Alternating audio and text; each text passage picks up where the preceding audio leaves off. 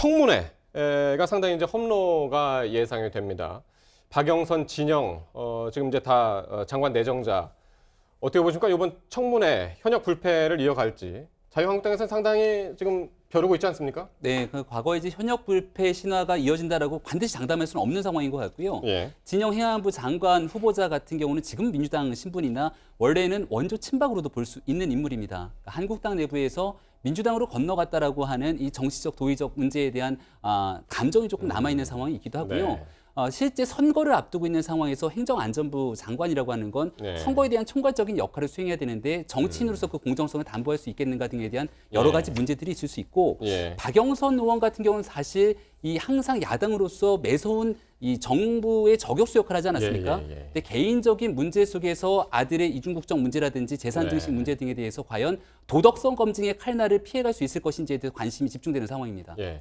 김현철 그 통일부 장관 후보자 청문회도 상당히 이제 격전지가 될 것으로들 예상을 하는데 이유가 뭡니까? 김현철 후보자. 네, 우선은 뭐 이 통일부 장관으로 입각해서 이 정부를 운영할 수 있을 만한 경력이 되느냐 이런 부분들에 대한 논란이 있을 수 있는 것 같고요.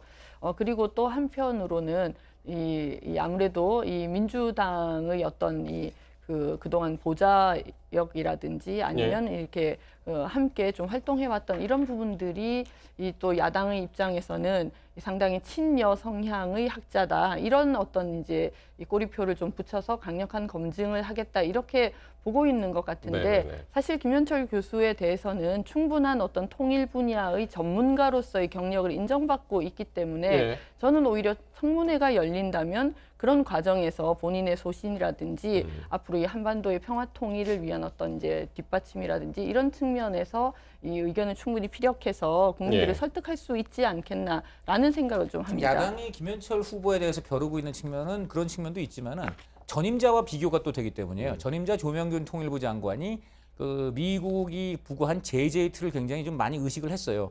그래서 남북 관계는 어디까지나 제재의 틀 한계 안에서만 가겠다.